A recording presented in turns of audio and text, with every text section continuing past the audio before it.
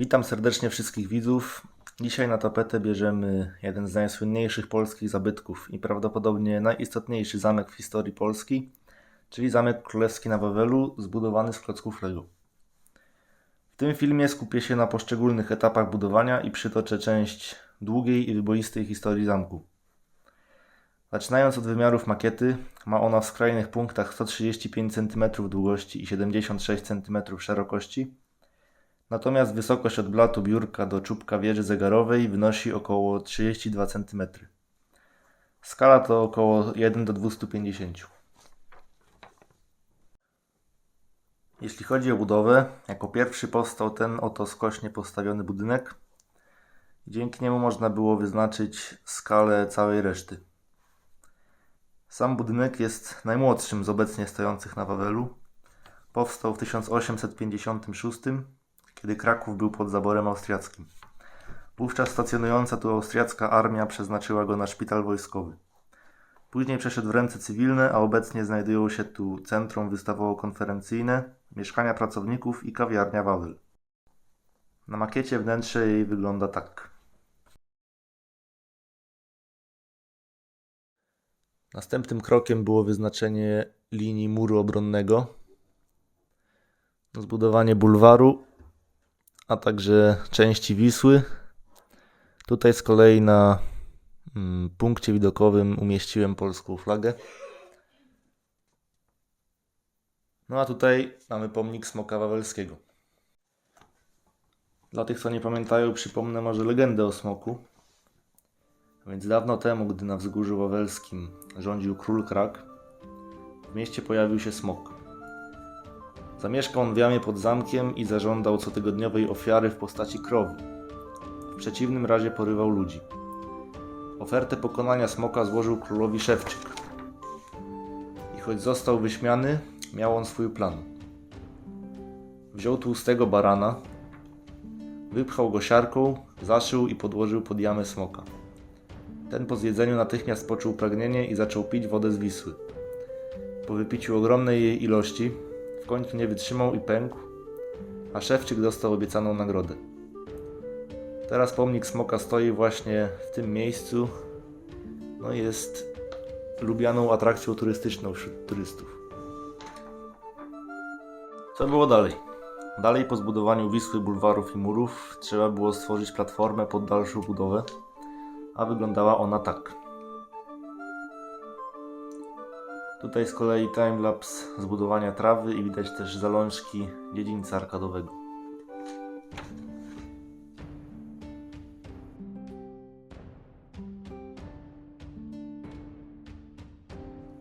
W następnej części zacząłem budować pierzeję budynków wychodzącą od baszty z lewej strony, a następnie powstał beżowy budynek wikarówki, który obecnie jest wykorzystywany przez katedralny kler. No a później skupiłem się na samej katedrze. Powstała wieża zegarowa, wieża srebrnych dzwonów, a także wnętrze. Katedra została ukończona w 1364 za czasów Kazimierza Wielkiego i od tego czasu wielokrotnie zmieniała swoją formę. We wnętrzu można zaobserwować odwzorowane prezbiterium, czyli ołtarz i boczne ławy.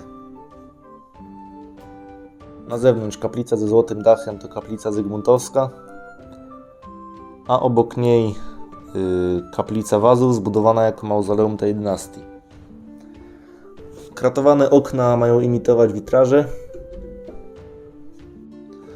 natomiast podziemia katedry są miejscem pochówku większości polskich królów, poetów takich jak Adam Mickiewicz czy Juliusz Słowacki, a także innych ważnych postaci, choćby takich jak Józef Piłsudski, Władysław Sikorski czy Lech Kaczyński. Tuż przy katedrze znajduje się brama Wazów, niegdyś jedyna brama prowadząca na wzgórze, no a dziś jedno z kilku wejść prowadzące z kierunku Starego Miasta. Za wieżą zegarową znajduje się pomnik Tadeusza Kościuszki na koniu, postawiony tu w miejsce dawnej baszty. Dziś wita on turystów wchodzących na zamek. Na makiecie niestety konia zastąpił kot, no ale takie już są uroki Lego. Natomiast schowana za katedrą wysoka wieża to wieża zygmuntowska, w której znajduje się największy na Wawelu dzwon o średnicy 242 cm Zygmunt. Na tych zdjęciach widać, jak w czasie budowania katedry rosły też ściany głównego zamku i wspomnianej wcześniej pierzei. Obok stoją też wszystkie 3 baszty, o których powiem więcej na koniec filmu. Przechodząc do głównej części zamku, czyli właściwej rezydencji królów, mamy tutaj dziedziniec arkadowy, który w obecnej formie istnieje od XVI wieku i był inspirowany renesansem. Na zewnętrznych ścianach mamy kilka wież lub odgałęzień zamku, a są to kolejno wieża Jana III Sobieskiego, wieża Zygmunta III Wazy, tak zwana kurza stopka, tutaj nieco zdeformowana, wieża duńska oraz wieża jordanka. Prawdziwy zamek ma 3 piętra, natomiast w tym z Lego udało mu się zmieścić 2 rzędy okien. W tym miejscu, będąc na zamku, można podziwiać królewskie ogrody, które ciągną się nawet za tą bordową ścieżką. Natomiast ja ograniczonym miejscem i ilością klocków musiałem przyciąć makietę właśnie taką równo odciętą linią. We wnętrzu zamku, po zdjęciu dachu, złożonego z 3 części,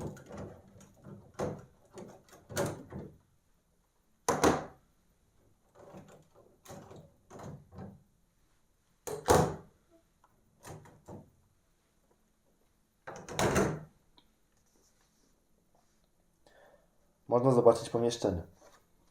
A jest to częściowo odwzorowane drugie piętro zamku, które można uznać za najbardziej reprezentacyjne.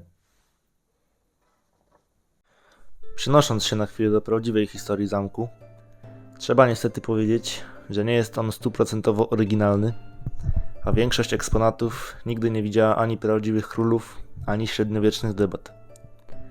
Jest to spowodowane kilkoma rzeczami. Po pierwsze, w czasie potopu szwedzkiego w XVII wieku zamek został zrabowany, a później jego kondycji nie pomógł austriacki zabór, w czasie którego Wawel był przebudowywany do celów wojskowych. Wracając do wnętrz wzorowanych z klocków, mamy tu kolejno. Coś w rodzaju magazynu na krzesła, salę senatorską, najbardziej reprezentatywną salę, gdzie odbywały się posiedzenia Sejmu, wesela, bale czy inne widowiska. Salę pod orłem, salę pod ptakami, kaplicę i salę pod zodiakiem, schody poselskie, salę turniejową, salę pod przeglądem wojsk, pokój w wieży Jordance i salę poselską w skrzydle budynku, drugą po senatorskiej, najważniejszą salę na zamku. Tutaj natomiast wieża, gdzie na prawdziwym zamku można udać się na punkt widokowy, z którego roztacza się widok na miasto i cały zamek. Na kolejnych zdjęciach możecie zobaczyć, jak makieta wzbogacała się o czarną obwódkę wokół i dachówkę tam, gdzie jeszcze jej nie było.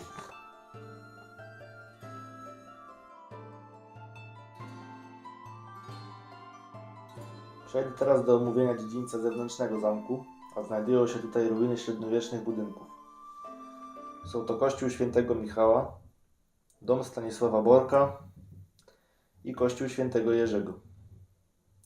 Wszystkie te budynki zniknęły w czasie zaboru austriackiego, natomiast wcześniej, od czasów drewnianego grodu, jeszcze za czasów Mieszka I, właśnie do czasu zaboru austriackiego, na wzgórzu stało wiele budynków mieszkalnych i użytkowych. Część tej historii widać w tyle, gdzie stoją budynki niegdyś zamieszkałe przez rycerzy, szlachtę czy służbę, natomiast obecnie używane jako katedralne muzeum. W tym miejscu pierzeja łączy się z basztą złodziejską, wybudowaną w XIV wieku, jedyną prostokątną basztą, na której obecnie powiewa polska flaga. Kolejną basztą jest baszta sandomierska z XV wieku, a według tradycji jej nazwa pochodzi z faktu, że w wieży więziono sandomierską szlachtę.